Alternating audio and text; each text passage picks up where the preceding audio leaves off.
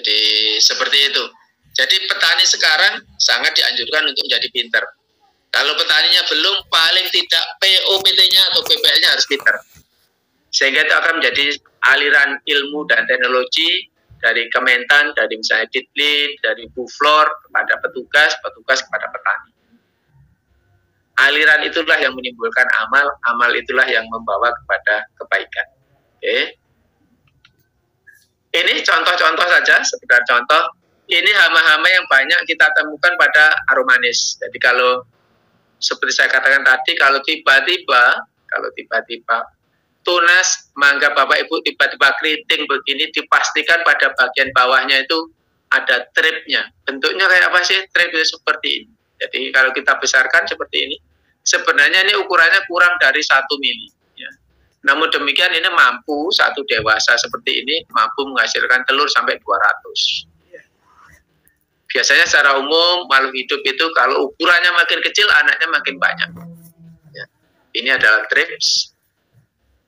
Kemudian ada lalat buah, ini kendala utama tidak hanya di Indonesia tetapi ini isu internasional. Hasil survei kami bersama Dr. Suputa di UGM, kami kumpulkan buah-buah busuk di sentra produksi mangga di Jawa Timur dan Jawa Barat. Semuanya saat ini masih Bactrocera dorsalis lalatnya. Ini penampakannya seperti ini, Bactrocera dorsalisnya. Kemudian di dalam buah apabila ada satu titik kecil saja, apabila Bapak sudah mahir, dengan di slice sedikit saja, nanti kalau dibesarkan titik itu akan Bapak temukan kumpulan daripada telur. Ya, kumpulan daripada telur. Bisa Bapak Ibu lihat di sini. Seperti kayak parutan kelapa. Nanti setelah seminggu, sebenarnya 3-5 hari dia akan mentas bentuk larva seperti ini. Larva ini ketika nanti instar 4 dia butuh untuk mencari tanah. Oleh karena itu dia akan memproduksi enzim tertentu yang menyebabkan buah akan jatuh. Jatuhnya buah memungkinkan larva instar 4 ini untuk melompat ke dalam tanah membentuk pupa. Menunggu untuk menyerang pada periode selanjutnya.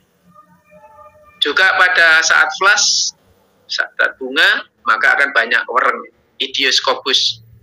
Di sentra produksi mangga hasil identifikasi kami ada 3 Idioscopus yang berasosiasi dengan mangga. Terakhir kita sudah bertahun-tahun tidak menemukan penggerek buah. Tahun ini kita menemukan outbreak penggerek buah di Jawa Timur. Jadi Norda abisonalis, apabila di ujungnya ada bolor-bolor seperti ini, dipastikan nanti akan ditemukan ulat merah putih seperti ini. Ini outbreak setelah beberapa tahun tidak ada. Saya tidak tahu kenapa ini muncul saat ini, tapi ini meresahkan. Karena sejak 10 hari terbentuk buah sudah bisa diserang oleh Norda albisonalis ini. Oke. Ini masalah yang terjadi pada mangga-mangga di daerah rendah basah ya. Maksudnya rendah basah itu yang setiap minggu paling tidak selalu ada hujan. Jadi ada penggerek pucuk, Acidodes sp, seperti ini. Kalau tiba-tiba pucuknya mati, mesti ada lubang-lubangnya. Kita melakukan riset di Balitput Tropika terkait ini, terkait dengan perilaku dan pengendalian. Ada Bu Nini Marta, yang serta Bu Eni Anggreni yang membantu saya dalam kegiatan ini. Ini kita ketahui spesiesnya, genusnya ada Acidodes, kita belum tahu spesiesnya. Dari kelompok kumbang moncong, ya, kelompok kumbang moncong. Ini adalah telurnya, ya, sudah saya besarkan. Ini larvanya, sudah tahu kalau bentuknya C ini mesti Coleoptera. Ini pupanya. Kemudian rendah basah, Jawa Barat, Sumatera mesti selalu akan ada ini kutu putih ya, yang nanti akan memicu adanya sotimul. Jadi bercak hitam dilekukan dekat tangkai. Kemudian juga ada ini penggerek batang. Ini yang berhasil kita temukan di sekitaran Sumatera Barat. Ada Palimna annulata yang agak panjang ini, coklat, kemudian yang tol-tol putih itu Ritidodera integrat. Ini masih susah pengendaliannya karena kita belum tahu bioekologinya, namun demikian dengan pemberian, misalnya kalau untuk Acidodes, karena dia hanya ada pada saat flush, pada muncul tunas, ketika pucuk baru akan muncul tunas, jadi masih ada pentol sedikit, kita sudah harus semprot. Atau kita bisa lakukan infusan batang, termasuk juga yang penggerek batang ini. Kemudian pada saat tanaman memasuki fase buah, infus tersebut kita lepas. Ya. Ini penyakit-penyakit yang terkait dengan fisiologis. Jadi apabila khusus untuk kedong kincu misalnya, apabila di dalam galah mereka tidak ada pisaunya, biasanya akan menimbulkan getah, apalagi apabila panennya pada fase 80, 90, 100, bahkan gedong yang warnanya kuning, getah akan muncul. Getah itu bersifat panas, maka dia akan menyebabkan sunburn, jadi terbakar. Kemudian bentuk gedong kincu yang berlekuk hampir seperti apel, memungkinkan penampungan air di sini, maka akan sering muncul adanya sotimul, jadi ini jamur. Kemudian ini yang kita juga belum bisa atasi adalah buah duduk. Jadi gedong kincu apabila bagian bawahnya itu tidak berkembang menjadi datar, sehingga buah itu bisa didudukkan. Tidak tahu apakah ini perlu ditrendingkan jadi sesuatu yang eksotik atau harus kita atasi. Ya, akan lebih baik apabila ini menjadi sesuatu yang eksotik. Ini sebagaimana saya katakan tadi, sunburn, jadi ada getah itu, kemudian menutupi pori-porinya sehingga pori-porinya menguap, terbentuk hitam-hitam, seperti komedo ya. Ini disebut lenticel spotting, jadi sel-selnya terdapat spot. Apabila tanaman itu tidak terpangkas, maka akan terjadi gesekan-gesekan, akan menyebabkan other blemish, jadi gesekan karena seperti ini. Dan ini tren 10 tahun terakhir ini, jadi adanya bercak-bercak putih, ini serangan awal. Ini apabila parah bisa menjadi seperti ini, bahkan menjadi menghitam. Dugaan kami dari hasil studi literatur macam-macam itu disebabkan karena kekurangan boron. Kita sudah melakukan penelitian tahun ketiga jalan, memang betul dengan dosis tertentu, dosisnya harus pas, tidak boleh kurang, tidak boleh lebih, karena dampaknya akan sama, bisa mengurangi ini, ya, sampai 30-40% pada tahun pertama. Ya, seperti itu. Oke. Ini masalah-masalah yang ada pada mangga-mangga gedong kincu, ya. Kemudian ini yang paling penting, sebagaimana saya katakan tadi, biasanya petani selalu berbasis pestisida. Oleh karena itu, namun demikian, ini yang perlu ditambahkan. Agar efektivitasnya tinggi, dalam memberikan pestisida itu tidak berbasis merek, tidak berbasis bahan aktif, tetapi berbasis MOA, mode of action, atau cara kerja. Cara kerja itu apa sih? Jadi bagian organ tanaman yang maksud saya bagian organ serangga yang dirusak. Misalnya ada racun saraf, racun pernafasan, kemudian yang mengganggu proses metamorfosis, menghambat pembentukan sel, membuat serangga tidak mau makan, membuat saluran pencernaannya rusak, mengganggu sintesa ATP-nya sehingga serangga menjadi lemes saja. Kemudian menghambat pembentukan kitin, karena kitin itu sama dengan tulangnya serangga dari bagian luar. Sehingga kalau ini semua terganggu, mereka akan mati, atau paling tidak daya rusaknya menjadi berkurang. Kenapa sih harus memperhatikan MOA ini? Sebagai contoh begini, setiap kali kita menyemprot, maka akan ada 5-10% yang tidak mati. Nah, serangga-serangga yang tidak mati inilah yang akan mewariskan sifat tahannya kepada anak keturunannya. Sehingga ketika penyemprotan kedua, maka akan ada 10-20% yang tidak mati. Ketiga, 20-30% yang tidak mati. Demikian seterusnya. Sehingga ketika kelima, keenam, biasanya hampir semuanya tidak mati. Apa yang dilakukan petani? Menambah dosis. Atau merapatkan waktu semprot. Nanti Pak Urip bisa menjelaskan kalau di daerah Cirebon, Indramayu, biasanya mereka menyemprot itu setiap 2 atau 3 hari sekali. Sejak saat itu saya mengurangi makan buah mangga yang dari Jawa Barat.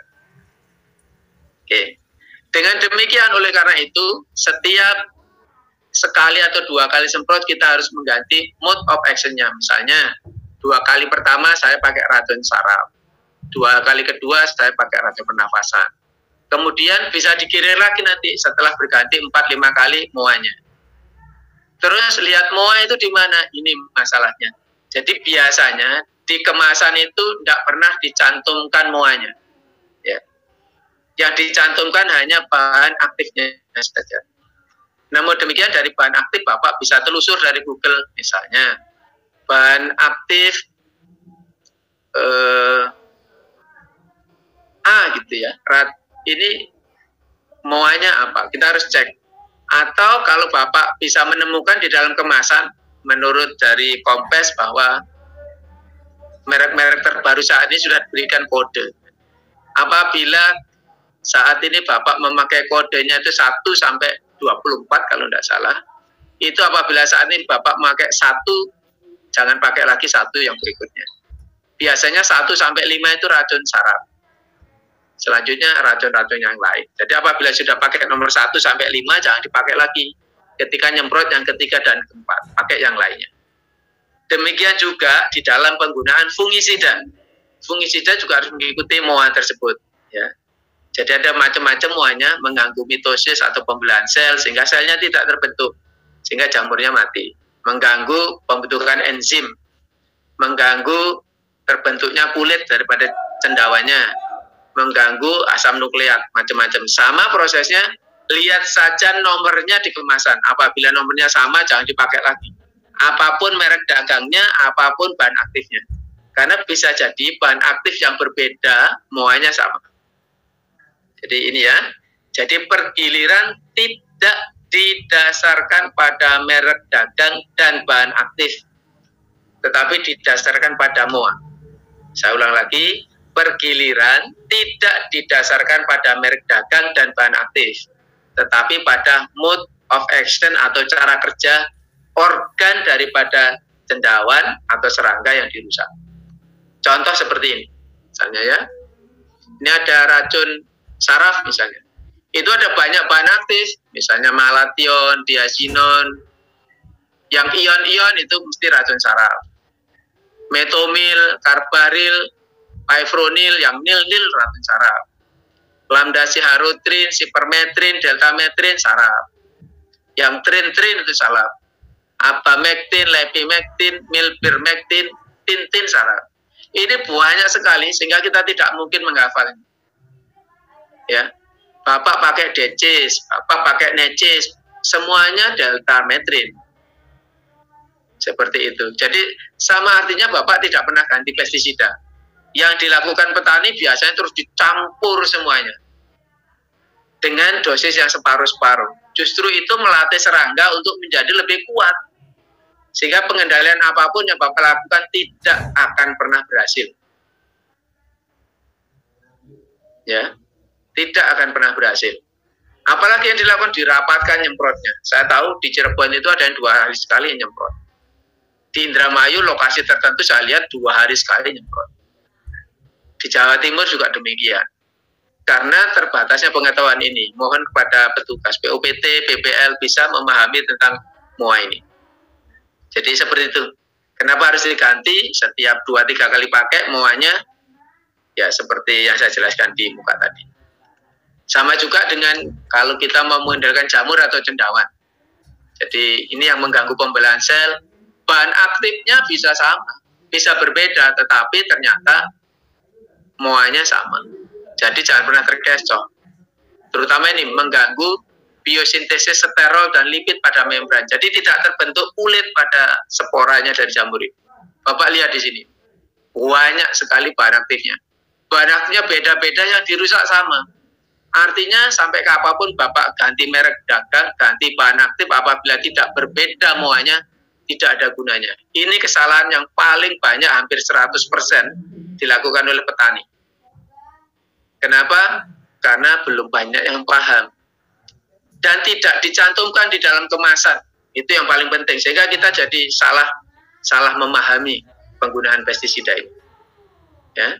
Ini sekedar contoh misalnya ya. Kalau pada fase tunas biasanya namanya akan ada trip, ada ulat pinikilira, ada hiposidratilaka, ada ulat kilan itu ya, ada indikora, kupu-kupu putih yang kecil-kecil itu. Nah, selalu hanya akan ada ini di tunas. Nah, Bapak Ibu bisa pakai Sidabas, ini BPMC ya, misalnya. Ini kontak, saraf, bisa pakai Urakron, ini sistemik. Misalnya ini harus didobel apabila yang pertama kali memakai. Kenapa? Jadi mematikan dewasanya, mematikan telur-telur yang sudah diletakkannya. Kemudian bagaimana dengan jamurnya? Kita pakai Amistartol misalnya. Begitu nyemprot lagi, jangan setiap minggu. Kalau ini efektif, nggak usah nyemprot lagi. Ya. Kemudian fase bunga baru nyemprot. Bunga itu biasanya ada trip, ada wereng, ada itu tadi yang kupu-kupu putih ya. Oke. Kita ganti dengan diaventuron misalnya. Ini menghambat respirasi. Yang di atas tadi kan saraf, sekarang ganti respirasi. Kemudian jamurnya pakai remazol misalnya. Mohon maaf, ini tidak promosi. Ini termasuk kelompok imidazol. Nah, ini menghambat pembentukan ergosterol. Berbeda dengan yang di atasnya. Begitu fase pentil, nyemprotnya tidak perlu ini. Kalau memang dibutuhkan, boleh 1-2 kali setiap fase. Tapi jangan sampai lebih. Fase pentil atau fase sahang, bisa hamanya akan ini. Oke, ganti dengan merek yang lain. Yang muanya berbeda, antividik. Ini yang mengganggu proses metabolisme. Pengisian buah, biasanya ada kutu putih, ada kutu sisik, pakai yang lain lagi. Yang menghambat pembentukan kitin. Sehingga hama-hama itu tidak pernah resistensi. Pada saat buah mulai masak, akan ada lalat buah, ada codot. Tidak mungkin lalat buahnya ada menyerang pada fase tunas. Oleh karena itu harus disesuaikan apa obatnya yang paling tepat. Kira-kira begitu cara berpikirnya, ya.